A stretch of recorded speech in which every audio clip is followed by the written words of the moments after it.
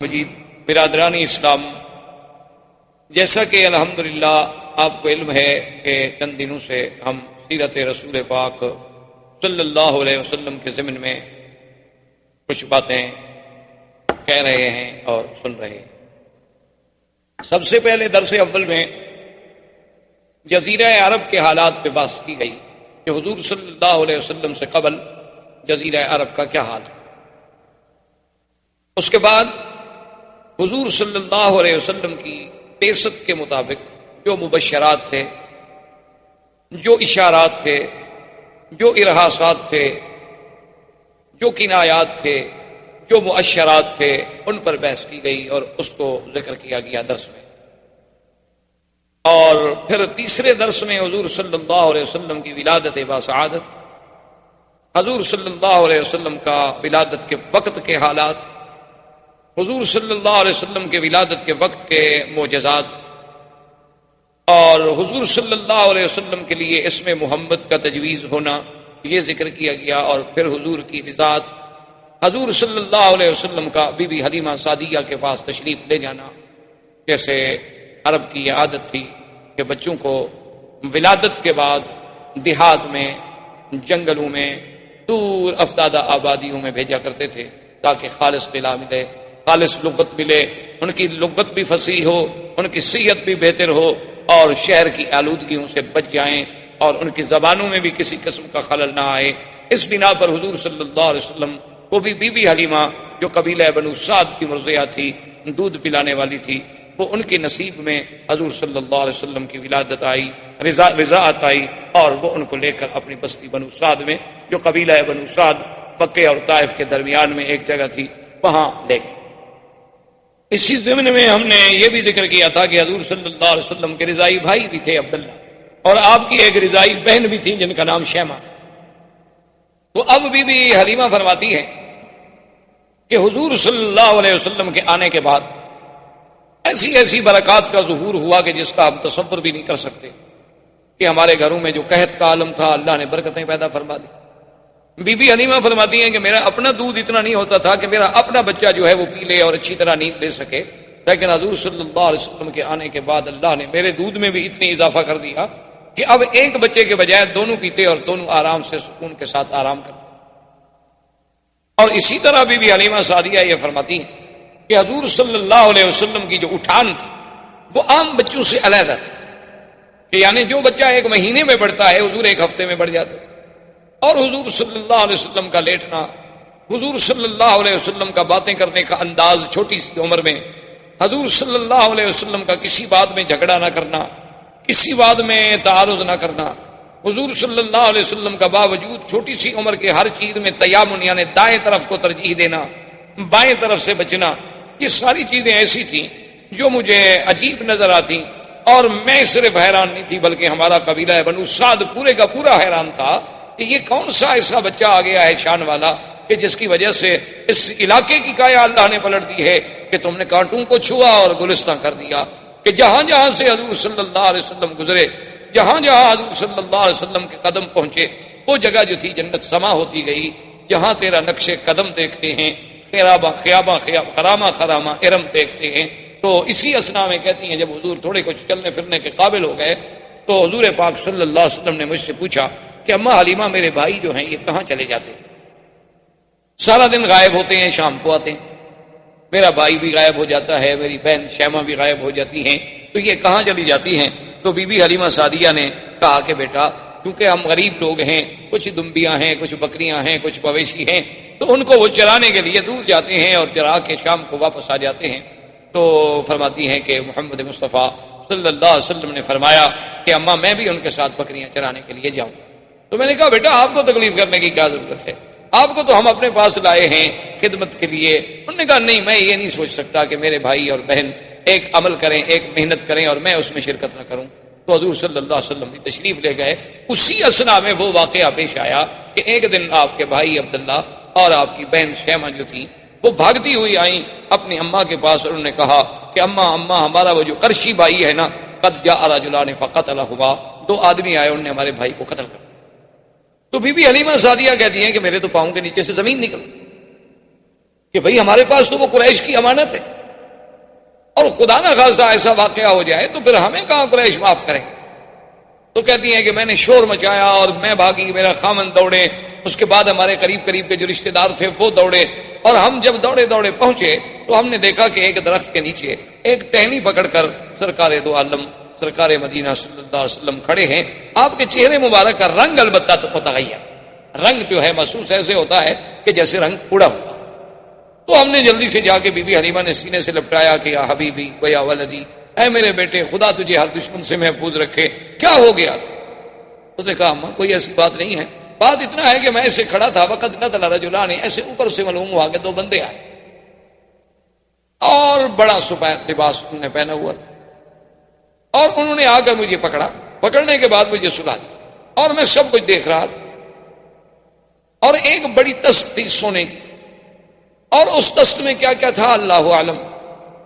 پھر انہوں نے مجھے لٹانے کے بعد میرے سینے مبارک کو یہاں سے لے کر کھولا، بالکل عین ناف تک، کھولنے کے بعد انہوں نے میرے دل مبارک کو نکالا، اور میں یہ ساری کاروائی دیکھ بھی رہا ہوں، یعنی یہ سارا آپریشن، اور پھر دل مبارک کا باہر آ جانا، یعنی آج دنیا جس کو اپنے سرجری کا معراج سمجھتی کہ ہم نے سرجری میں وہ مقام حاصل کر لیا ہے کہ ہم دل کا معاملہ ٹھیک کر لیتے ہیں، والو بدل لیتے ہیں، بائی پاس ہو جاتا ہے، دل کو باہر نکال لیتے ہیں، دل کو سیف رکھنے کے لیے اندر ایک مشین فٹ کر دیتے ہیں، متبادل دل لگانے کی باتیں اور سب ہو، لیکن آپ اندازہ کریں کہ 1400 سال پہلے، جبکہ کوئی وسائل نہیں، کوئی ہسپتال نہیں، کوئی آپریشن تھیٹر نہیں، کوئی انتظامات نہیں، تو یہ تو آپریشن جو ہے نوری مخلوق کر رہی ہے اور الہی حکم سے ہو رہا ہے کہ آپریشن کرنے والے بھی کون ہیں؟ اللہ کے فرشتے ہیں، ملک ہیں، جبرائیل و میکائیل ہیں، اور جس ذات کا آپریشن کیا جا رہا ہے وہ کون ہے؟ محمد رسول اللہ صلی اللہ علیہ وسلم۔ تو کہتے ہیں کہ حضور صلی اللہ علیہ وسلم، اور کمال یہ ہے کہ آپ کی کوئی بے ہوشی نہیں، آپ کو کسی دوائی سے کسی چیز سے اتنا زیر اثر نہیں کیا گیا کہ آپ بے ہوش ہو جائیں، کہ اتنا بڑا سینے کا چیر دینا، اتنا بڑا کھول دینا، پھر دل مبارک کا نکالنا، نکال کے باہر دھونا، اور سب سے بڑی بات یہ ہے کہ حدیث مبارک میں یہ بھی آتا ہے کہ اس دل میں کوئی چھوٹا سا ایک ٹکڑا تھا، وہ بھی نکال کے انہوں نے باہر پھینک دیا، اور یہ بھی کہا کہ ھذا حظ شیطان، وہ حصہ چھوٹا سا نکال کے باہر ڈال دیا گیا، اور پھر سینہ مبارک میں دل مبارک رکھا گیا، اور پھر اس کو سیا گیا۔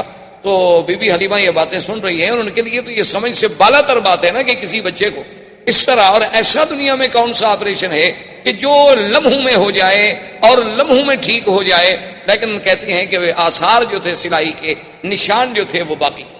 اچھا اللہ چاہتے تو یہ نشان بھی مٹ جاتے، جو خداوند قدوس اتنی بڑا آپریشن اپنے پاک نبی کا کرا سکتے ہیں ملائکہ کو بھیج کر، نشان بھی مٹ جاتے، لیکن نشان مٹ جاتے تو منکرین کو انکار کا ایک بہانہ مل جاتا کہ کافروں کو تو آپ چھوڑیے، بڑے بڑے مسلمانوں نے بھی شک کے صدر کا انکار کیا ہے۔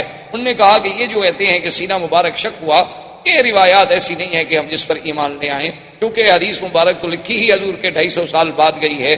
یہ شک کے صدر ہونا، سینے کا چیرا جانا، دل مبارک کا باہر نکال لینا، پھر دل کو دھونا، دھونے کے بعد دل کو اندر رکھ دینا، اور بغیر اسباب ظاہریہ کے، اتنی بڑی بات جو ہے انہوں نے کہا اصل میں مولویوں کو دھوکہ لگا ہے کہ انہوں نے شک کے صدر کو حقیقت پہ محمول کر دیا، حالانکہ معنی یہ تھا کہ اللہ نے اپنے نبی کا دل مبارک جو ہے کھول دیا، یعنی اس کو باتیں سمجھنے کے لیے، علوم غیبیہ کی باتوں کو پہچاننے کے لیے، علوم قرآن کی حقیقت و گہرائیوں میں ڈوبنے کے لیے اللہ نے سینہ کھول دیا۔ وہ کہتے ہیں جیسے محاورے میں آپ کہتے ہیں جی ماشاء اللہ فلاں عالم کی جب تقریر سنی نا، اللہ نے بھائی ان کا تو واقعی سینہ کھول دیا، ایسے بہ رہے تھے جیسے کوئی دریا بہ رہا ہو، حالانکہ نہ دریا بہ رہا ہوتا ہے اور نہ سینہ کھلا ہوتا ہے، ان کا یہ محاورہ۔ تو بعض مسلمان اپنے آپ کو مسلمان کہلانے والوں نے بھی شک کے صدر کا انکار کر دیا، انہوں نے کہا کوئی شک کے صدر نہیں بلکہ یہ شرح صدر ہے، شک کے صدر نہیں۔ لیکن بات یاد رکھیں کہ شک کے صدر کی روایات بخاری و مسلم کی روایات، سیاح کی روایات ہیں، اور وہ اتنی تواتر کو پہنچی ہوئی روایات ہیں کہ جن کا ہم انکار نہیں کر سکتے۔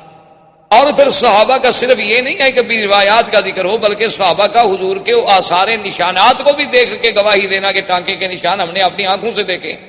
حضور کے خادم جو ہیں حضرت انس بن مالک رضی اللہ تعالیٰ عنہ فرماتے ہیں کہ حضور صلی اللہ علیہ وسلم کے سینے مبارک پر جو اثرات تھے اس سلائی کے، وہ میں نے دیکھے ہیں اپنی آنکھوں سے۔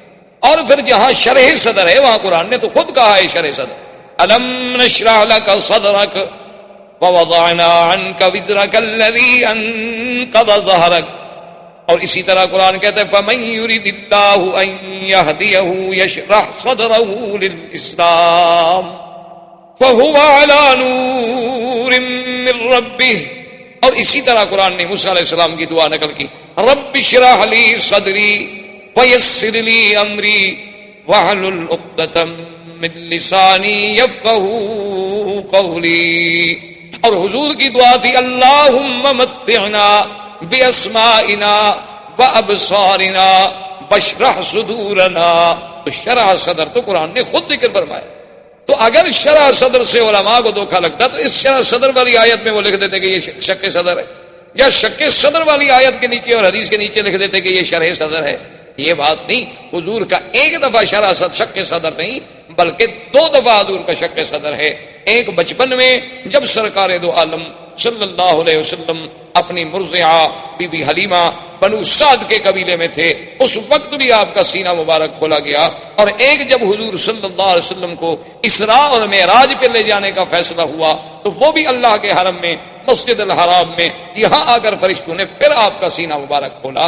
اور اصل وجہ اور حکمت اللہ کی شان یہ تھی کہ آخر حضور صلی اللہ علیہ وسلم جلالت شان کے ساتھ، اس میں تو کوئی شک نہیں کہ آپ بشر ہیں اور سید البشر ہیں، اس میں تو کوئی شک نہیں کہ آپ ابن عبداللہ ہیں، اس میں تو کوئی شک نہیں کہ آپ ابن آمنہ ہیں، اس میں تو آپ کوئی شک نہیں کہ آپ عبد المطلب کے پوتے ہیں، ابی طالب کے بھتیجے ہیں، عبداللہ کے بیٹے ہیں، آمنہ کے لال ہیں، بی بی حلیمہ سعدیہ سے دودھ پینے والے ہیں۔ تو علماء نے لکھا ہے کہ وہ تقاضائے بشریت کا جو حصہ تھا، اللہ کو یہ بھی گوارا نہیں تھا کہ اس بشریت کی چیز پر کبھی کسی شیطان کے وساوس کا اثر ہو جائے۔ اللہ نے اس حصے کو ہی نکال دیا کہ وہ چیز ہی باقی نہ رہے، اب باقی ہی وہ رہے گا جس کا تعلق صرف اللہ سے ہو سکتا ہے، غیر اللہ کا کوئی تاثر وہاں دخل ہی نہیں دے سکتا، اس لیے کہ اللہ کے بندوں پر جب شیطان کا اثر نہیں ہو سکتا تو اللہ کے نبی تو پاک ہوتے۔ تو اللہ تبارک و تعالیٰ نے ان کا ایک حقیقتاً ہی انتظام فرما دیا کہ اس حصے کو ہی نکال دو، اس جگہ کو ہی نکال دو جہاں شیطان کے وساوس کا حملہ ہو سکتا تھا باعتبار بشریت کے۔ ورنہ اللہ کے رسول صلی اللہ علیہ وسلم تو اتنے معصوم ہیں کہ انسان تو انسان، جن تو جن، بلکہ شیطان۔ ایک صحابی نے پوچھا کہ حضور قرآن پاک میں موجود ہے کہ ہر بندے کے ساتھ ایک ملک ہوتا ہے، ایک فرشتہ ہوتا ہے اور ایک شیطان ہوتا ہے، ایک قرین ہوتا ہے شیطان اور ایک ملک ہوتا ہے ہر بندے کے ساتھ۔ تو کیا یا رسول اللہ صلی اللہ علیہ وسلم آپ کے ساتھ بھی وہ قرین ہے، وہ شیطان ہے؟ آپ نے فرمایا کہ ہے ولکنہ اسلم، ہے تو صحیح لیکن وہ بھی مسلمان ہو گیا، تو لہذا اب وہ بھی میرے خلاف تو کوئی غلط بات تو مجھے نہیں بتا سکتا۔ یعنی حضور صلی اللہ علیہ وسلم کی صحبت کا یہ عالم تھا۔ تو ایک دفعہ تو آپ کو بچپن میں تیار کیا گیا کہ وہ حصہ جو ہے اس کو نکال دیا جائے اور آپ کے دل کو ایمان و حکمت سے بھر دیا جائے کہ انا سنلقی علیک قولا ثقیلا، پھر ہم نے آپ پر ایک بہت بڑا بھاری قول اتارنا ہے، اللہ نے قرآن اتارنا ہے، اللہ نے قرآن کے اعلان کے لیے اپنے پاک پیغمبر کو تیار کرنا ہے۔ تو یہ باطنی تیاری بھی ہو رہی تھی، ظاہری تیاری بھی ہو رہی تھی۔ تو اب بی بی حلیمہ کہتی ہیں کہ میں حیران ہو گئی، میں نے کہا اب اس کا حل کیا ہے، کیا ہو سکتا ہے؟ تو میں نے بڑی سوچ و بچار کے بعد، ایک ہمارے علاقے میں بہت بڑا کاہن تھا، بہت بڑا ماہر تھا، راہب تھا ان باتوں کا، تو میں اس کے پاس ان کو لے گئی اور میں اپنے خاوند کو بھی لے گئی۔ تو اس نے جب دیکھا تو اس نے کہا کہ نام کیا ہے؟ میں نے بتلایا کہ نام یہ ہے محمد صلی اللہ علیہ وسلم۔ کب پیدا ہوئے؟ 12 ربیع الاول کی رات میں۔ کہاں پیدا ہوئے؟ مکہ میں۔ کیا دیکھا؟ یہ دیکھا۔ کیا کیا آثار نظر؟ اس کے بعد اس نے کہا کہ حلیمہ بات یہ ہے کہ اس بچہ جو ہے یہ کوئی شان والا بچہ ہے، معلوم ہوتا ہے کہ شاید یہ امت کا نبی ہو، لہذا اس کو تم بڑی حفاظت سے رکھو، اس کے تو بڑے دشمن ہو۔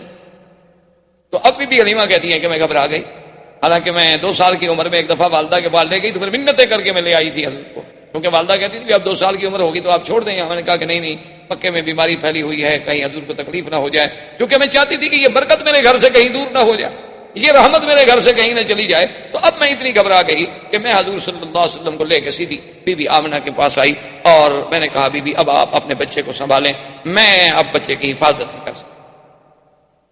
تو بی بی آمنہ نے فرمایا کہ حلیمہ کیا بات ہے، تم تو منتیں کر کے لے گئی، تو ابھی تو چند ماہ بھی نہیں گزرے تم پھر خود آ گئی ہو دینے کے لیے، کیا تمہیں خطرہ ہے؟ اس نے کہا کہ اب بی بی میں آپ کو کیا بتاؤں، کچھ حالات ایسے دیکھے گئے ہیں، کچھ باتیں ایسی حضور کے ساتھ ہوئی ہیں، اور آپ کا سونا اٹھنا بیٹھنا، پھر کہنا کہ 2 آدمیوں نے میرا سینہ مبارک کھولا ہے، یہ ایسی باتیں ہیں کہ میں ڈر گئی ہوں کہ کہیں میں اس امانت کو سنبھال نہ سکوں۔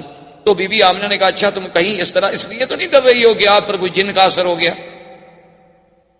تو انہوں نے کہا پتہ نہیں، ہو سکتا ہے کہ جن کا بھی اثر ہو. انہوں نے کہا کہ نہیں، میرے بچے پہ کبھی جن کا اثر نہیں ہو سکتا، کیونکہ جب یہ پیدا ہوئے تھے تو میں نے اسی وقت کہا تھا کہ انی اعوذ باللہ الواحد الاحد من شر حاسد اذا حسد. اب دیکھیں کہ بی بی آمنہ حضور کو اس وقت بھی اللہ کی پناہ میں دے رہی ہیں پیدا ہونے کے بعد، حالانکہ وہ تو ان گھرانوں میں پیدا ہوئی جہاں بت پرستی تھی، لیکن حضور صلی اللہ علیہ وسلم کی ولادت کا سلسلہ اور حضور کی برکات کی. انہوں نے کہا کہ ہاں میرے بچے پہ جن شن تو کوئی اثر نہیں کر سکتا، لیکن اگر تم گھبرا گئی ہو تو کوئی بات نہیں، چھوڑ.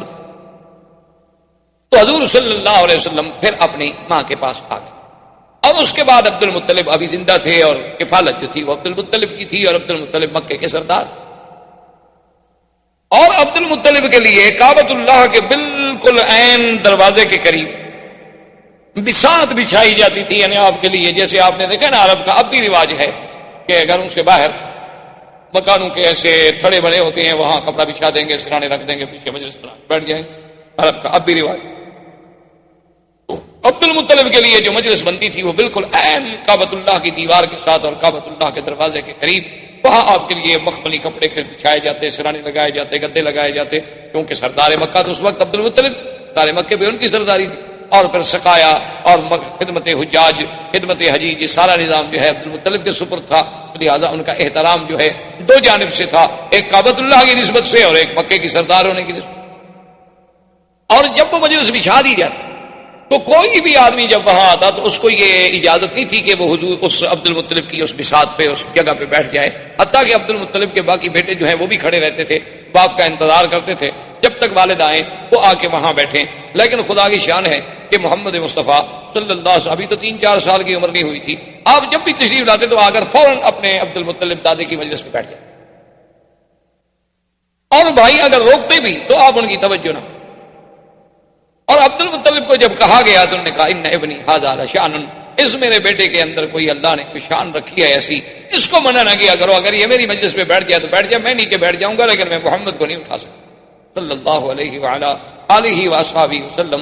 تو اب حضور صلی اللہ علیہ وسلم کو یعنی اس ضمن میں آپ کو یہ ایک جہاں وہاں یعنی بی بی حلیمہ کے پاس خالص غذا ملی، خالص لسان ملی، خالص لغت ملی، اور عبد المطلب کے پاس بیٹھ کے سرداری ملی اور سرداروں کی باتیں، بڑے بڑے سرداروں کا عبد المطلب کے دربار میں آنا، بیٹھنا، باتیں کرنا، انداز کرنا، یہ ساری باتیں جو تھیں اس کی ایک تعلیم دی جا رہی تھی. عبد المطلب کے مجلس کوئی معمولی سی مجلس نہیں تھی، اس وقت مکے کا سب سے بڑا سردار.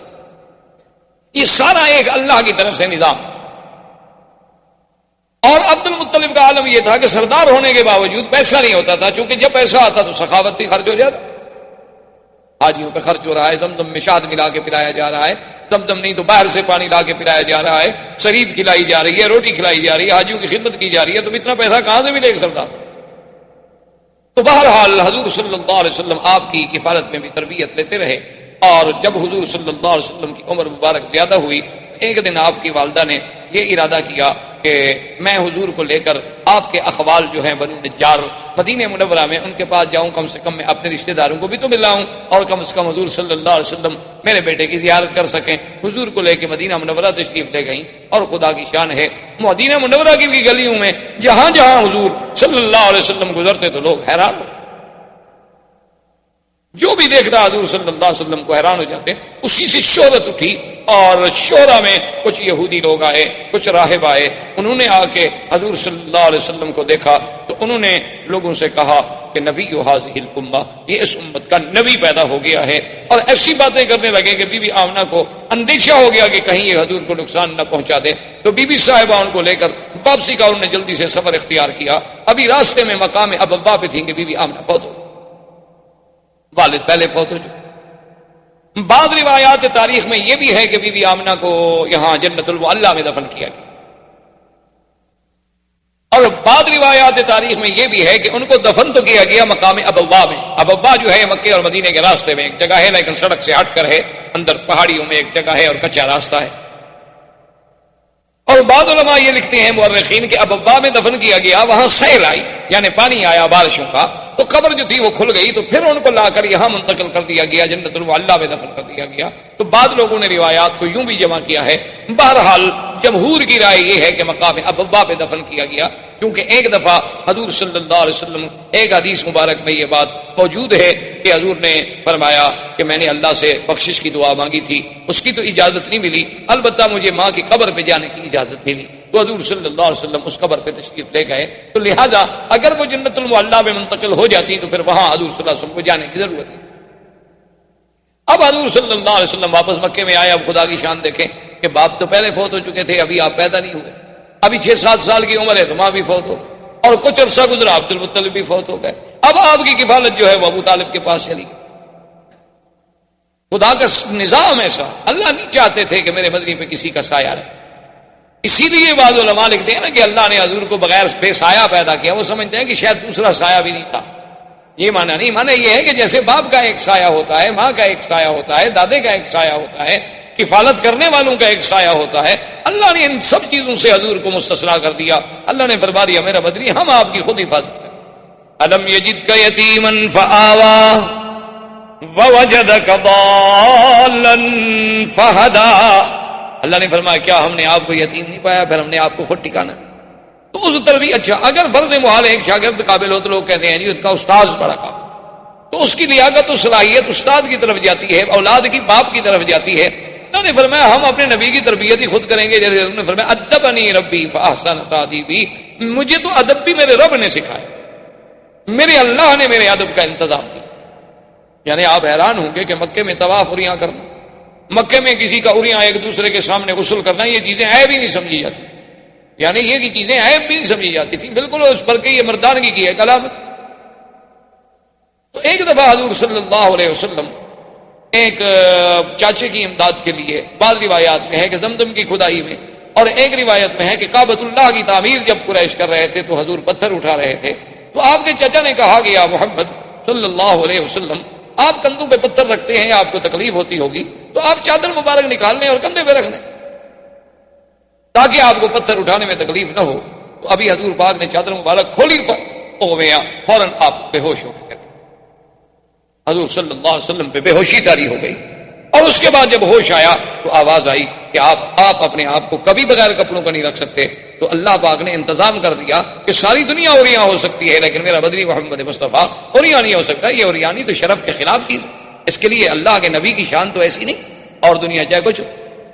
اچھا، بعض لوگوں نے یہ بھی لکھا ہے کہ مکے والوں نے دراصل یہ ایک اپنی کمائی کے لیے بھی ایک ذریعہ بنایا تھا، کہ انہوں نے ایک اعلان کر دیا تھا کہ اللہ کے گھر کا کوئی آدمی طواف اپنے کپڑوں میں نہیں کر سکتا، یا تو وہ ہمس سے کپڑے لے، اپنے آپ کو کہتے تھے ہمس، کہ ہم جو ہے مجاورین کعبہ ہیں، تو یا تو ہم سے کپڑے لیں اور وہ کپڑے پہن کے طواف کریں، بس صورت دیگر اپنے کپڑوں میں طواف نہیں کر سکتے، پھر بغیر کپڑوں کے طواف کریں۔ تو جو لوگ آتے تو وہ ان سے پیسے، ان سے کپڑے لیتے، تو صاف بات ہے کہ پھر نظر نیاز چڑھاوا تو دینا ہے مجاوروں کو، تو اس کے بعد ان کے پیسے بن جاتے، چاندی بن جاتی، اور جن غریبوں کے پاس پیسے نہ ہوتے وہ کعبۃ اللہ کا اریاں طواف کرتے، چاہے مرد ہوتے چاہے عورتیں ہوتے، اور یہ اریاں طواف اس وقت تک ہوتا رہا، حضور کا نبوت مل گئی، اعلان نبوت ہو گیا، حضور کی مکی زندگی، حضور صلی اللہ علیہ وسلم مدینہ منورہ میں تشریف لے گئے، 9 ہجری تک، یعنی 9 ہجری تک اللہ تبارک و تعالیٰ کے گھر کا طواف جو ہے وہ بغیر لباس کے اریاں ہوتا رہا۔ تو 9 ہجری میں حضور صلی اللہ علیہ وسلم نے سیدنا علی ابن ابی طالب رضی اللہ تعالیٰ عنہ کو بھیجا، انہوں نے آ کے اعلان کیا کہ اللہ یطوف بالبیت عریان، خبردار آج کے بعد کوئی اللہ کے گھر کا طواف جو ہے اریاں نہیں کر سکتا، اور خبردار کہ آج کے بعد کوئی مشرک اللہ کے کعبے میں داخل نہیں ہو سکتا۔ تو یہ اعلان جو ہے 9 ہجری کو جا کے، لیکن افسوس سے یہ کہنا پڑتا ہے کہ ہم لوگوں نے اس یعنی اللہ کے نبی کے اعلان کو کیسے بدل دیا، کہ جیسے اللہ نے حکم دیا تھا نا بنو اسرائیل کو کہ یوم السبت جو ہے مچھلی کا شکار نہ کریں، تو انہوں نے کیا کیا کہ ندیاں نالے بنا کے حوض بنا دیے کہ پانی اور مچھلی تو حوض میں سبت کو آ جاتی آگے، اور پھٹا ڈال کے دروازہ بند کر دیتے، راستہ بند کر دیتے، پکڑ اتوار کو لیتے، کہتے جی ہم نے ہفتے کو تو شکار نہیں کیا، ہم نے تو اتوار کو پکڑا ہے۔ تو آج کل کے مسلمانوں نے بھی نعوذ باللہ ثم نعوذ باللہ اللہ کے نبی کے اس حکم کو ایسا بدلا کہ لباس تو پہن لیا لیکن وہ اریانی سے بھی زیادہ برا ہے، اتنا باریک لباس، اتنا باریک کپڑا، یعنی آپ حیران ہوں گے اب یہ جس سے ہم یہ خطرہ پہنتے ہیں، اس سے اگر ابایا اور پردہ بنایا جائے تو اسے آپ پردہ کہیں گے خدا کے لیے، اسے آپ برقع کہیں، یعنی یہ تو مزید اپنے حسن کو نکھارنے کا ذریعہ ہے۔ کہ کسی کو اگر کالا رنگ سوٹ کرتا ہے وہ کالے رنگ کا برقع بنا لے گی، کسی کو سفید رنگ سوٹ کرتا ہے، سرخ رنگ سوٹ کرتا ہے، سبز رنگ سوٹ کرتا ہے، جو اس کا میچنگ کلر ہے اس کے مطابق وہ اپنے برقعے بنائے گی، اسی کے مطابق اپنی وہ چہرے پہ ڈالنے والی جھلیاں بنائیں گی، اور اسی طرح پھر آنکھوں کے سوراخ رکھے جائیں گے، پھر ناک کو ظاہر کیا جائے گا، یعنی حسن کو اجاگر کرنے کا بہانہ ہے، یہ پردہ نہیں ہے، اس کو کوئی پردہ نہیں کہہ سکتا۔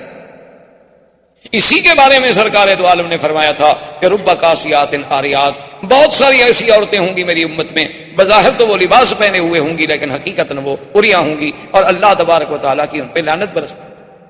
اسی لیے علماء نے لکھا ہے کہ بعض اوقات ایک آدمی موٹا کپڑا پہنتا ہے، جیسے آپ نے دیکھا جین کے پینٹ پہنی جاتی ہے، لیکن اگر وہ موٹے کپڑے کا سلائی اتنی ٹائٹ ہے کہ ہر عضو نظر آ رہا ہے تو وہ بھی عریاں کے حکم میں، یعنی وہ بھی اسی حکم میں آئے گا کہ جیسے اس نے لباس پہنا ہوا نہ ہو، کہ ہر عضو، اس کے وجود کا ایک ایک حصہ، اس کی یعنی وجود کی سٹائل، اس کے سینہ، اس کے ابھار، ہر چیز الگ الگ اگر نظر آ رہی ہے، کپڑا چاہے موٹا ہو تو وہ بھی عریاں کے حکم میں ہوگا کہ رب کاسیات عاریات، کہ بہت ساری عورتیں ایسی ہوں گی کہ جنہوں نے بظاہر تو لباس پہنے ہوئے ہوں گے، یا ایسی جرابیں پہن لینی جو اس کے رنگ سے ملتی ہوں، پتہ ہی نہ لگ سکے کہ اس کے بدن کا رنگ ہے یا ایک باریک سی جراب چڑی ہوئی ہے اس کے اوپر، ایک ایسا برقع پہنا کہ برقعے سے اور قمیض کے اندر سے جو بنیان کا کلر ہے وہ بھی نظر آ رہا ہو، تو ایسے کپڑے کو آپ کیا کہہ سکتے ہیں کہ یہ کپڑا ساتر ہے؟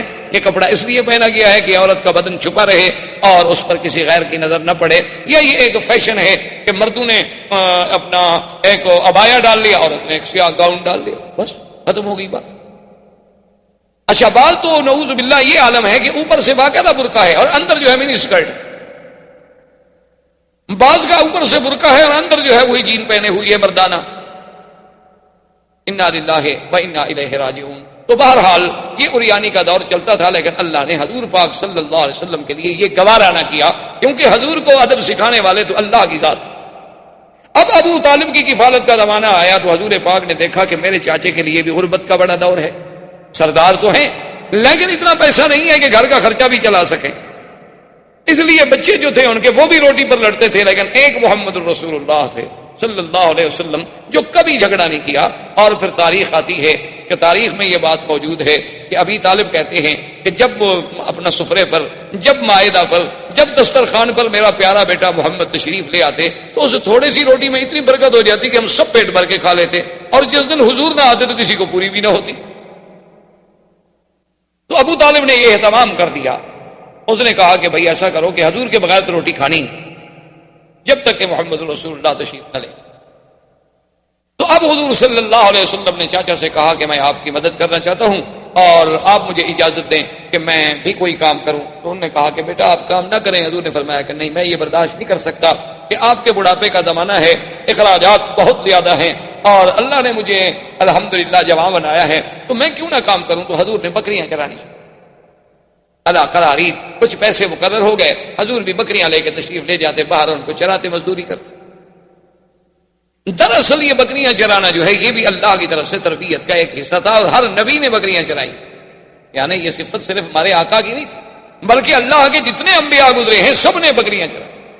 اور علماء نے لکھا اس میں حکمت تھی کہ تمام جانوروں میں سب سے زیادہ شرارتی جانور جو ہے بکری ہے۔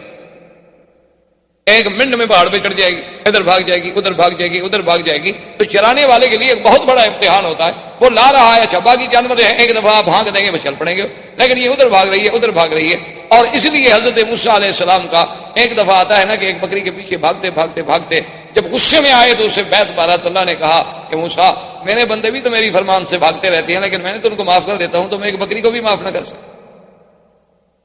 دیکھو میرے بندے بھی تو روزانہ میرے حکم سے کہاں بھاگتے ہیں، میں ادھر کہتا ہوں ادھر جاتے ہیں، میں مسجد کا کہتا ہوں ادھر چلے جاتے ہیں، میں قرآن کا کہتا ہوں وہ بائبل کی طرف جاتے ہیں، میں نماز کا کہتا ہوں تو وہ فلم دیکھنے چلے جاتے ہیں، لیکن پھر بھی میں نے ان کو کبھی ایسا تو نہیں مارا، کیونکہ اگر اللہ ہمارے جرم پہ ہمیں مارنے پہ آ جائیں تو پھر تو ہم زمین پہ چل ہی نہیں سکتے۔ یہ تو قرآن کا فیصلہ ہے، وَلَوْ يُؤَاخِذُ اللَّهُ النَّاسَ بِمَا كَسَبُوا مَا تَرَكَ عَلَىٰ ظَهْرِهَا مِن دَابَّةٍ۔ اللہ نے فرمایا کہ اگر ہم بندوں کو ان کے گناہوں پہ پکڑ لیں تو پھر اس زمین پہ کوئی چیز آپ کو چلتی ہوئی نظر نہ آئے۔ یہ تو اللہ کا کرم ہے کہ ہمارے لاکھوں گناہ معاف ہوتے ہیں، کسی ایک آدھے پہ تھوڑی بہت تنبیہ ہو جاتی ہے کہ ہماری اصلاح ہو۔ تو اس لیے بکریاں چرانے میں یہ بھی تربیت تھی کہ اچھا پھر بکریوں میں آپ نے دیکھا نا کئی قسمیں ہوتی ہیں، کوئی کالی ہے کوئی پیلی ہے، تو امت میں بھی تو کئی رنگ ہوں گے۔ بکریوں میں آپ نے دیکھا ہے کئی بار آہستہ چلنے والی، کوئی تیز چلنے والی، کوئی دوڑنے والی، کوئی چھوٹے قد والی، کوئی بڑے قد والی، کوئی زیادہ دودھ والی، کوئی کم دودھ والی. تو امت میں بھی تو ایسے اختلاف ہوتے ہیں. تو اللہ اپنے نبیوں سے امت کی تربیت کا کام لینا ہوتا ہے تو ان کو پہلے ایسے کام میں ڈالتے ہیں کہ انہیں تربیت کا انداز آ جائے. تو ایک دن حضور پاک صلی اللہ علیہ وسلم نے چونکہ کبھی گانا نہیں سنا، حضور صلی اللہ علیہ وسلم نے کبھی موسیقی نہیں سنی، حضور صلی اللہ علیہ وسلم نے کبھی جھوٹے قصے نہیں سنے، تو کبھی شادیوں پہ نہیں گئے. ایک دن قریش کی بڑی شادی تھی تو حضور نے اپنے ساتھی سے جو بکریاں چرانے میں شریک تھا اس سے کہا کہ بھائی اگر تم کل میری بکریاں سنبھال لو تو میں چاہتا ہوں کہ میں کم از کم یہ تو دیکھوں کہ مکے والوں کی شادی کا کیا طریقہ ہے، شادی پہ کیا ہوتا ہے، کیسے خوشیاں منائی جاتی ہیں، کیسے قصاص آتے ہیں، کیسے وہ قصے کرنے والے لوگ آتے ہیں، تو کم سے کم میں بھی کوئی شرکت کر سکوں. اس نے کہا ٹھیک ہے کل آپ کی بکریاں میں چرا لوں گا، کیونکہ رات کو تو جاگنا ہوتا ہے نا، رات جاگیں گے تو صبح تو سو جائیں گے، لازمی بات ہے. حضور فرماتے ہیں کہ میں آیا تو ابھی مجلس تیار ہو رہی تھی، ابھی کوئی قصہ وصہ کوئی کہانی شروع نہیں ہوئی تھی. فغلبنی النوم، حضور فرماتے ہیں مجھے اتنی نیند نے غلبہ کیا کہ میں سو گیا. فما افقت الا بعد حر الشمس، جب صبح سورج نکلا اور اس کی دھوپ آئی تو میں نیند سے اٹھا. اللہ نہیں چاہتے تھے کہ میرا بدنی جھوٹے قصے سنے، اللہ نے نیند سے، کیونکہ اللہ جب ادب سکھانے والے ہوں، اللہ جب تربیت دینے والے ہوں تو پھر تربیت میں کیسے نقص آ سکتا. حضور پاک نے پھر دوسری رات پھر انتظام کیا کہ بھئی پچھلی رات اتفاق ہے شاید نیند آ گئی، آج رات تو میں بالکل نہیں سوؤں گا، آج حضور تیار ہو کے آئے. لیکن کہتے ہیں فغلبنی النوم، خدا کی شان ہے کہ نیند نے مجھے زبردست دبوچ لیا اور میں سو گیا. اور سب کچھ ہوتا رہا، گانے ہوتے رہے، آوازیں ہوتی رہیں، باجے بجتے رہے، لیکن ایسی نیند اللہ نے غالب کر دی کہ نیند اس وقت کھلی، مجلس اجڑ گئی، لوگ بھاگ گئے، سورج نکل آیا، حضور صلی اللہ علیہ وسلم دھوپ سے اٹھے، دیکھا تو کچھ نہیں. تو واپس آئے تو اس بھائی نے پوچھا کہ ماذا رأیت تھا، آپ نے کیا دیکھا؟ انہوں نے کہا میں تو کچھ نہیں دیکھا، مجھے تو دونوں راتوں نیند آ گئی. اصل میں اشارہ اس طرف تھا کہ محمد عربی صلی اللہ علیہ وسلم جس چیز کو تیرے دین میں ہم نے حرام کرنا ہے اس کو تیرے قانون میں ہم کیسے جانیں. اللہ تبارک و تعالیٰ اپنے نبی کی تربیت کا ابتدا سے ہی انتظام کیا. ابو طالب نے اب ارادہ کیا کہ میں تجارت کا سفر کروں، چونکہ مکے والوں کے سفر ہوتے تھے تجارت کے. صلی اللہ علیہ وسلم کو جب پتا چلا تو آتا ہے فأخذ بثوب امه، حضور نے آ کر بھی اپنے چاچا کا کپڑا پکڑ لیا. جیسے کہتے ہیں نا جیسے بچہ ضد کرے تو ماں باپ کے قمیص کو پکڑ لیتا ہے کہ میں نہیں چھوڑوں گا جی، بس میں نہیں چھوڑوں گا، کیونکہ اس بیچارے کو کہاں جگہ ملے پناہ کی. تو حضور صلی اللہ علیہ وسلم اخذ بثوب امه، اپنے چاچے کے کپڑے کو پکڑ لیا. کہنے لگے کہ مجھے بھی آپ ساتھ لے جائیں. انہوں نے کہا سفر ہے، شام تک جانا ہے، اتنا طویل سفر ہے اونٹوں کا، میں تو آپ کی وجہ سے آپ کو نہیں لے جا رہا کہ آپ کو تکلیف ہوگی. انہوں نے کہا میں نہیں چاہتا کہ آپ اکیلے جائیں، میں ضرور جاؤں. فرضی ابو طالب بھی راضی ہو گئے، کہا چلے. جب ابو طالب آپ کو قافلے میں لے کے چلے اور قافلہ تو خوم شام یعنی شام کے قریب پہنچا جہاں سے شام کی ابتدا شروع ہو جاتی ہے، یعنی نشانیاں علامات امارات شروع ہو جاتی ہیں، تو وہاں ایک دیر تھا. دیر کہتے ہیں سومیا، جسے آپ کہہ لیں مندر یا عیسائیوں کا گرجا. یہ سبا میں ہوتے ہیں، آپ نے دیکھے ہیں ہر ملک میں، اب تو ہر جگہ ہے. عیسائیوں کے مثلاً ہندوؤں کے مندر کہلاتے ہیں، عیسائیوں کے کلیسا یا گرجا کہلاتے ہیں. اللہ کی شان ہے. ویسے اردو میں نام اس کا بڑا عجیب ہے، گر جا، یعنی آپ اس کو ذرا آرام سے پڑھیں نا، گر جا. ویسے اللہ کی رحمت سے اب گر بھی رہے ہیں، ہزاروں ایسے ہیں جو بک گئے اور اس میں مسلمانوں کو مسجد مدرسہ قائم ہو گیا. تو گر جانے کا معنی یہ تو نہیں ہوتا کہ حقیقت عبادت گر جائے، جب بدل گئی تو گویا گر گئی، اس کی بات تو ختم ہو گئی.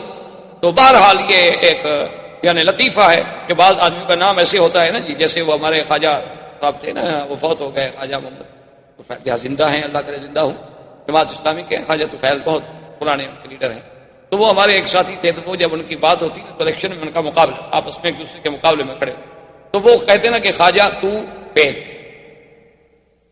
یعنی طفیل جلدی سے کہیں تو پھر تو طفیل بنے گا، اگر ایسا کہیں تو فیل، تمہارے تو نام میں فیل ہے، تم نے کیا جیتنا ہے، تو فیل. تو اس لیے بعض چیزیں ایسی ہوتی ہیں کہ جن کی ادائیگی میں حروف سے ترجمے بگڑ جاتے ہیں اور معنی بدل جاتے ہیں. بہر صورت تو وہ جناب جب دیر میں پہنچے تو وہاں ایک راہب تھا اور وہ کبھی اس دیر سے، اس سومیا سے، اس کلیسا سے باہر. اب یہ پہلی دفعہ تھی ابو طالب کے دور میں جب یہ سفر پہ گئے، تو ان کی زندگی میں یہ پہلا واقعہ تھا، یعنی اس سے پہلے کبھی ایسا نہیں ہوا کہ وہ راہب جو ہے وہ باہر نکلا ہو. لیکن وہ راہب باہر بھی آیا اور آنے کے بعد اس نے یہ بھی کیا کہ اعلان کیا کہ بھئی تمام مکے کا جو قافلہ ہے ان سب کو میری طرف سے دعوت. ابو طالب حیران کہ یہ تو راہب کبھی باہر نہیں آیا اور آج ہمیں دعوتیں ہو رہی ہیں، بات کیا ہے. اور راہب نے اپنے سب چھوٹے چھوٹے جو اس کے تھے نا نیچے کام کرنے والے چھوٹے چھوٹے راہب، تو ان کو کہا کہ بھئی اعلیٰ سے اعلیٰ کھانے کا انتظام کرو، اور اتنا کھانے کا انتظام کرو کہ پورے قافلے کو کھلاؤ، اور ہر آنے جانے والے کو، گزرنے والے کو، بستی والوں کو، سب کو کھلاؤ، اور کسی چیز کی کمی نہیں ہونی چاہیے، اور خود کھڑے ہو کے نگرانی کرو۔ کھانے کا انتظام ہو گیا بڑی لمبی تفصیل میں۔ اب جناب جب کھانے کا وقت آ گیا تو راہب کے غور سے دیکھ رہا ہے، اور اس کے بعد اس نے پوچھا ابو طالب سے کہ حل ترکتم احدن، کسی کو چھوڑ کے آئے ہو؟ کوئی بندہ رہ تو نہیں گیا؟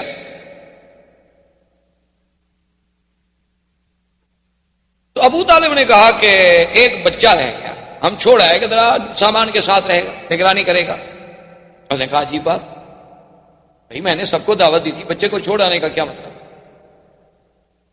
تو ابو طالب نے کہا کہ کوئی ایسی بات نہیں، وہ ہمارا اپنا بچہ ہے، ہم اس کے لیے کھانا لے جائیں گے۔ اس نے کہا ابو طالب کیا بات کر رہے ہو، جس کے لیے میں نے دعوت دی ہے اسی کو تو تم چھوڑ آئے؟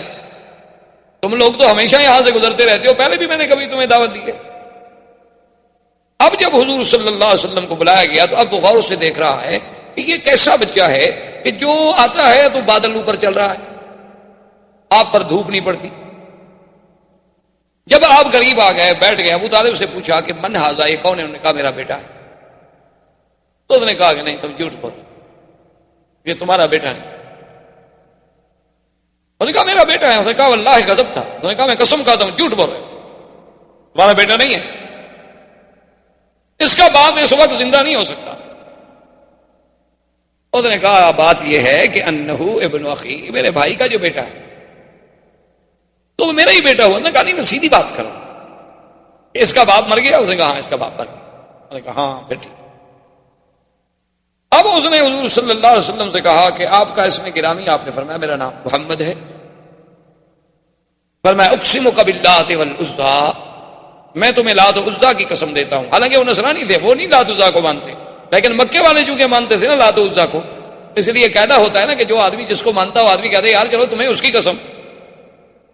تو اس نے کہا اقسمک باللات والعزیٰ، میں تمہیں لات و عزیٰ کی قسم دیتا ہوں کہ جو میں تم سے پوچھوں سچ بتاؤ۔ حضور نے فرمایا لا تقسمنی باللات والعزیٰ، خبردار مجھے پھر نہ کہنا لات و عزیٰ کی قسم، انی ابغضہم اشد البغض، ساری دنیا میں مجھے سب سے زیادہ بغض اگر ہے تو ان بتوں سے۔ اب ابو طالب بھی حیران ہے اور راہب بھی حیران ہے کہ اتنے جوش سے، اور ابھی تو حضور صلی اللہ علیہ وسلم کی ابتدائی عمر مبارک۔ تو اس نے کہا کہ اچھا محمد صلی اللہ علیہ وسلم ناراض، انی اقسمک باللہ، میں تمہیں اللہ کی قسم۔ آپ نے فرمایا فسا، اگر تم اللہ کی قسم دیتے تو پوچھو کیا پوچھو۔ اس نے کہا مجھے یہ بتاؤ تم نے کبھی خواب دیکھے ہیں؟ حضور نے فرمایا ہاں دیکھے۔ ان خوابوں میں تم نے کیا کیا دیکھا؟ حضور صلی اللہ علیہ وسلم نے کچھ باتیں بتلا دی۔ اس نے کہا حضور صلی اللہ علیہ وسلم سے کہ تم نے اپنے دوران رضاعت کے جو کچھ عرصہ مکمل کیا اس کے بعد بھی کوئی واقعہ پیش آیا؟ تو آپ نے فرمایا ہاں ایسے آیا تھا کہ میرا سینہ مبارک کھولا گیا۔ یعنی وہ واقعہ حضور صلی اللہ علیہ وسلم۔ تو اس نے کہا کہ یا محمد ہے تو بڑی گستاخ، لیکن میں مجبور، اگر تم مجھے اجازت دو تو میں تمہاری پشت دیکھ سکتا ہوں۔ تو آپ نے فرمایا کوئی بات ہو، جب تم نے مجھ سے اللہ کے نام پر کہا ہے تو دیکھو۔ جب آیا تو اس نے دیکھا کہ بین کتفیہ، دو کندھوں کے درمیان میں ایک جگہ جو تھا نا جی ایسے یعنی وہ گوشت کا حصہ مبارک تھا جیسے ایک مہر مبارک ہو اس کا، اور اس کے اوپر بھی بال، اس ٹکڑے پر، اس گوشت کے اس ٹکڑے پر بھی بال مبارک تھے۔ بلکہ حدیث میں ایسے آتا ہے کہ عرف الدیک، حدیث مبارک میں یہ لفظ بھی موجود ہیں کہ ان بالوں کی ترتیب بھی ایسی تھی جیسے مرغے کے اوپر آپ نے دیکھا نا اس کے اوپر جو بال کھڑے ہوتے ہیں بڑے ترتیب میں، اسی طرح وہ بال مبارک تھے، اور ادھر ادھر اس کے خال تھے، اس سیاہ تل جسے آپ کہتے ہیں اس کے ارد گرد تل تھے۔ جب اس نے دیکھا فقبل یدیہ ورجلہ، وہ تو حضور کے پاؤں پہ گر گئے۔ اس نے ہاتھ چومے، پاؤں چوما، اس نے کہا ھذا نبی ھذہ الامہ۔ اس نے کہا ابی طالب ایک بات سنو، ان کو شام مت لے جاؤ، اگر تم ان کو شام لے گئے وہاں یہود ہیں اور یہود ان کو پہچان لیں گے اور یہود ان کو قتل کر دیں گے، ان کو فوراً مکے واپس بھیج دو، یہ نبی ھذہ الامہ، اس امت کا نبی پیدا ہو گیا، تم تو بڑی شان والے آدمی۔ تو ابی طالب نے کہا کہ اچھا۔ اب اس کے بعد جب دعوت ختم ہو گئی اور حضور صلی اللہ علیہ وسلم تشریف لے آئے تو جب درخت کے نیچے جا کے بیٹھنے لگے تو اس راہب نے ابو طالب سے کہا کہ درخت کی ٹہنیوں پہ غور کرو۔ اس نے جب غور کیا تو ابو طالب کہتے ہیں مجھے بھی معلوم ہوا کہ وہ ٹہنیاں مل کے سایہ گہرا کر رہی ہیں حضور صلی اللہ علیہ وسلم پہ. جو علیحدہ علیحدہ کھڑی تھیں وہ جلدی جلدی جڑ گئیں، مل گئیں تاکہ حضور صلی اللہ علیہ وسلم پر سایہ مبارک جو ہے وہ ٹھیک ہو جائے. اور اس نے کہا کہ ابو طالب یہ وہ درخت ہے ما جلس تحتہ بعد عیسیٰ، حضرت عیسیٰ کے بعد اس کے نیچے کوئی نہیں بیٹھا. اور عیسیٰ علیہ السلام نے کہا تھا کہ لا یجلس تحتہ الا نبی، اس کے نیچے کوئی نہیں بیٹھے گا مگر ایک نبی آئے جو آ کے بیٹھے گا. یہ وہ درخت ہے، خدا کے لیے نے جلدی مکے بھیج. ابو طالب راضی ہو گئے، انہوں نے حضور صلی اللہ علیہ وسلم کو جلدی سے مکے بھیج. لیکن اپنا سفر جو ہے وہ برقرار رکھا کہ بھی آخر میں اتنا سفر کر کے آ چکا ہوں، شام کے قریب پہنچ چکا ہوں اور اتنی اسباب ہم لے کے آئے ہیں، تو ان کو بغیر بیچے ہوئے بغیر کچھ کیے ہوئے ہم کیسے چھوڑ کے چلے جائیں. تو وہ تو چلا گیا شام ابو طالب، لیکن حضور صلی اللہ علیہ وسلم واپس تشریف لے آئے مکے میں. مکے میں آنے کے بعد پھر حضور صلی اللہ علیہ وسلم ابو طالب کی کفالت میں رہے. پھر اس کے علاوہ کئی مبشرات آتے رہے. اسی اسنا میں آہستہ آہستہ اب ابو طالب کی بھی موت آ گئی. حضور کی ابو طالب ابھی زندہ تھے اور حضور کی عمر اس وقت تقریباً 25 سال کی ہو گئی کہ بی بی خدیجہ الکبریٰ رضی اللہ تعالی عنہا جو مکے کی ایک سب سے بڑی شریف نسب سے اور بہت بڑی خاندان کی عورت تھی اور بڑی تاجر اور مالدار عورت تھی. حتیٰ کہ تاریخ یہ کہتی ہے کہ تمام قریش کا اگر سرمایہ اکٹھا کیا جائے تو بی بی خدیجہ کا اکیلا ان سے زیادہ. اب چونکہ بی بی خدیجہ ایک خاتون تھی، وہ خود تو سفر نہیں کرتی تھی، وہ لوگوں کو اپنا مال دے کے کبھی تو تنخواہ پہ ملازم رکھ کے بھیج دیتی، کبھی ان سے حصہ مقرر کر لیتی، کبھی ان سے کچھ نسبت طے کر لیتی، مال دیتی. انہیں جب پتہ چلا کہ یہاں ایک ذات پاک ہیں جن کا نام محمد ہے اور شہرہ ہے محمد ابن عبداللہ کا، آپ کی صداقت کا، آپ کی شرافت کا، آپ کی سیرت کا، آپ کے کردار کا، تو انہوں نے پیغام بھیجا کہ حضور آپ میرے مال سے کیوں تجارت نہیں کرتے.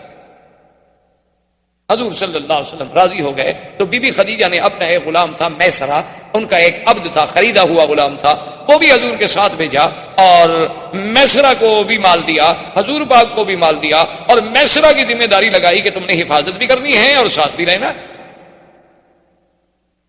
اب حضور صلی اللہ علیہ وسلم مال لے کے شام کی طرف چل پڑے. میسرہ کہتا ہے کہ واللہ خدا کی قسم ہے میں نے ایسا خلق تو کبھی نہیں دیکھا تھا قریش. وہ تو ہم غلاموں کو غلام سمجھتے تھے کہ دور بیٹھو کام کرو، لیکن محمد مصطفیٰ کھانا میرے ساتھ کھا رہے ہیں، پانی میرے ساتھ پی رہے ہیں اور مجھ سے ایسی باتیں کر رہے ہیں جیسے میں بالکل آپ کا کوئی ایک عزیز ہوں. اتنی کرم، اتنی محبت، اتنا. اور پھر حضور شام آئے، مال بیچا. پھر مال بیچنے کے بعد میسرہ سے کہا کہ بھی پیسے لے کے جو ہم واپس جائیں کیوں جائیں، یہاں سے مال خرید لو، وہ مکے میں بیچ دیں گے.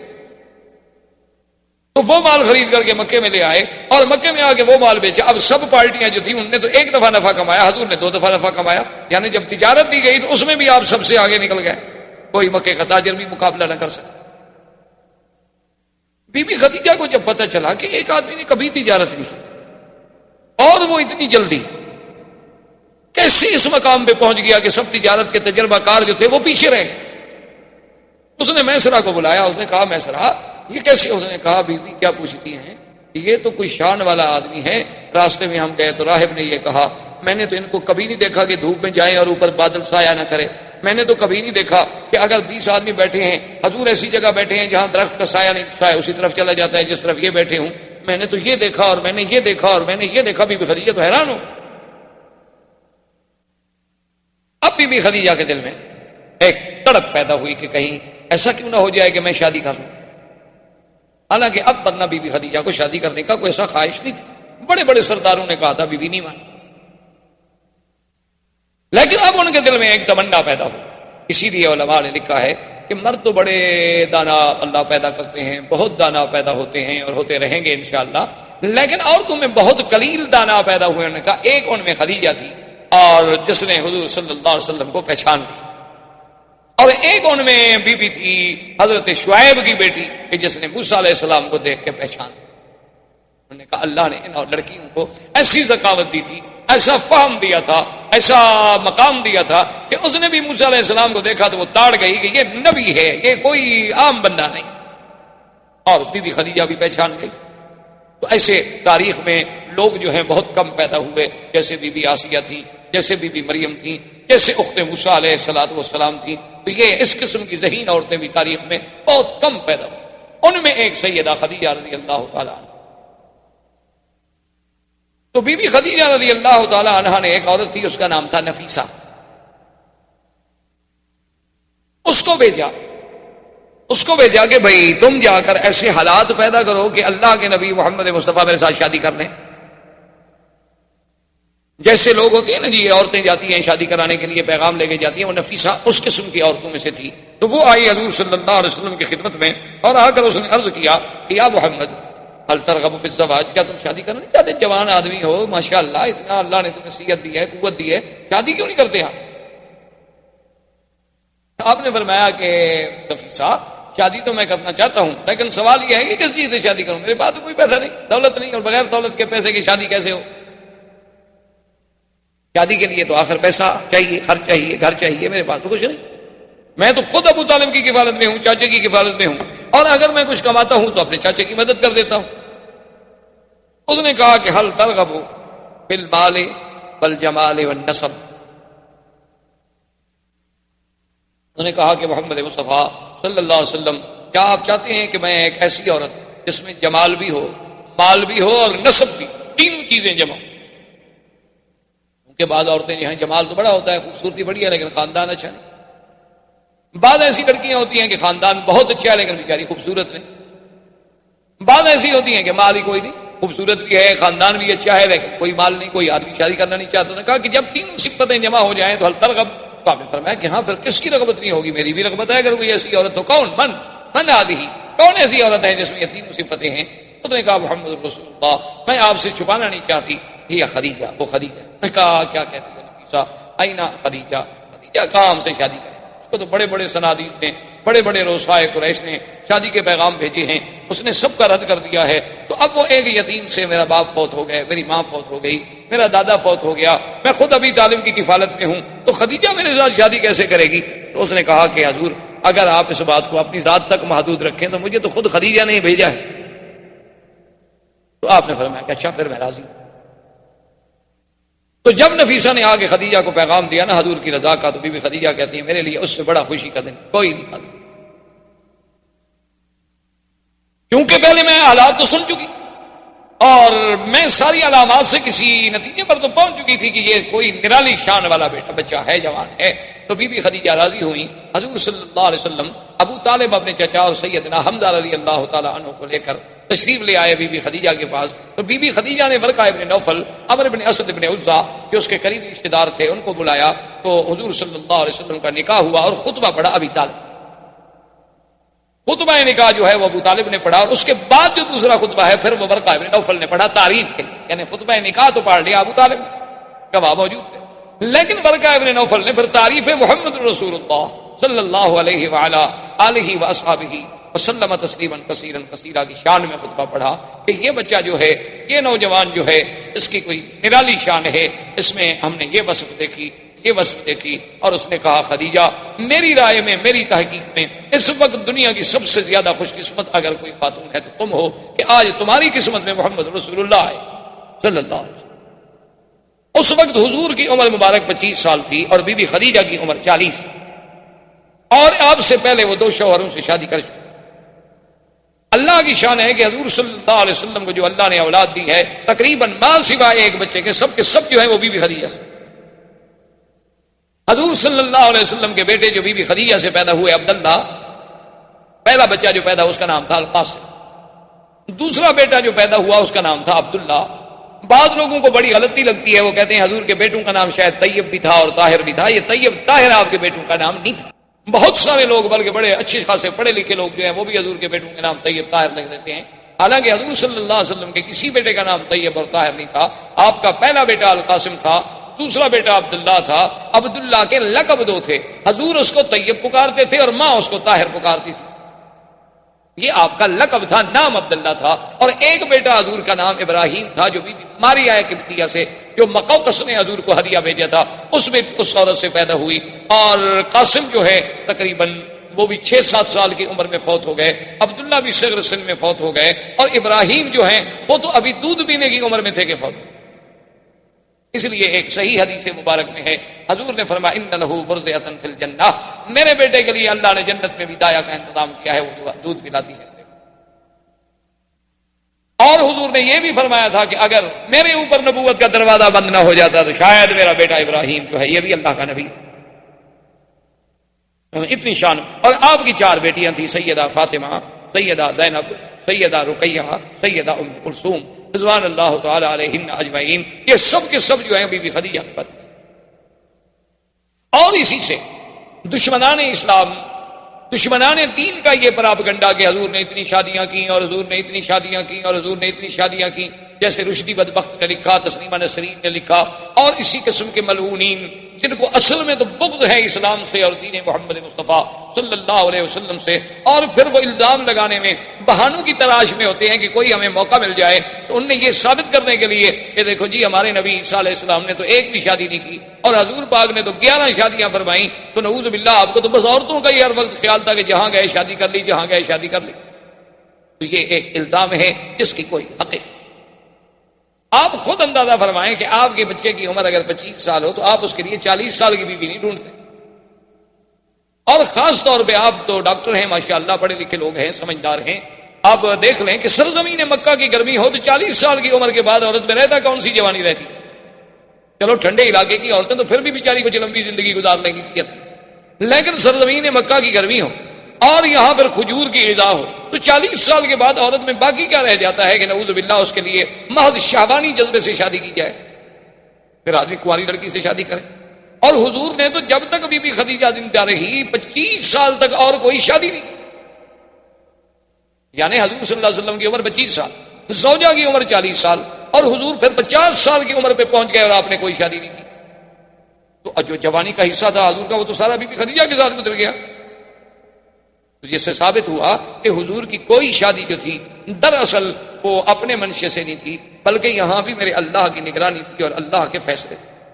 اس لیے حضور صلی اللہ علیہ وسلم کی بعد میں شادی ہوئی بی بی عائشہ سے، بعد میں شادی ہوئی بی بی صفیہ سے، بی بی ام سلمہ سے، وہ بھی بوڑھی عورت تھی، بی بی سودا سے، وہ بھی بوڑھی عورت تھی.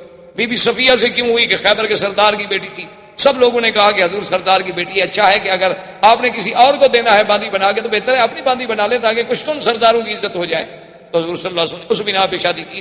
اور پھر سب سے بڑی بات یہ ہے کہ جس نبی کے اٹھنے پہ سونے پہ بھی اللہ کا پہرا ہو، اس پیغمبر کی شادیاں منشاء خداوندی کے بغیر کبھی ہو سکتی. یہی وجہ تھی کہ جب سیدہ عائشہ صدیقہ رضی اللہ تعالی عنہا پہ تہمت لگی، منافقین نے تہمت لگا دی، تو حضور صلی اللہ علیہ وسلم نے بڑا لمبا واقعہ ہے، قرآن میں بھی موجود ہے، حضرت عمر سے پوچھا کہ عمر تمہاری کیا رائے ہے کہ بی بی عائشہ پہ تہمت لگا دی گئی ہے، میں اس کا کیا کروں، بی بی عائشہ کو چھوڑ دوں، طلاق دے دوں، کیا حل کروں؟ تو حضرت عمر نے کہا حضور پہلے تو یہ آپ کا داخلی معاملہ ہے، اس میں حق نہیں ہے دخل دینے کا، لیکن اگر آپ سے رائے لیتے ہیں تو مجھے بھی اجازت ہے کہ میں آپ سے ایک دو باتیں پوچھ لوں، آپ ناراض تو نہیں ہوں گے؟ حضور نے فرمایا کہ نہیں. تو حضرت عمر نے پوچھا کہ یا رسول اللہ، بی بی عائشہ سے جو شادی ہے یہ آپ نے اپنے منشے سے کی ہے یا حکم خداوندی سے؟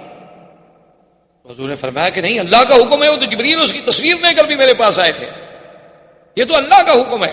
تو اس نے کہا حضور ہمیں اپنے بیٹوں کے لیے اچھی لڑکی مل جاتی ہے، اللہ کو اپنے نبی کے لیے پاک لڑکی نہیں ملی، ایک غلط لڑکی ڈھونڈ لی اللہ نے آپ کے لیے، یہ تو پھر اللہ میں نقص ہوا اور اللہ تو ہر نقص سے پاک ہے.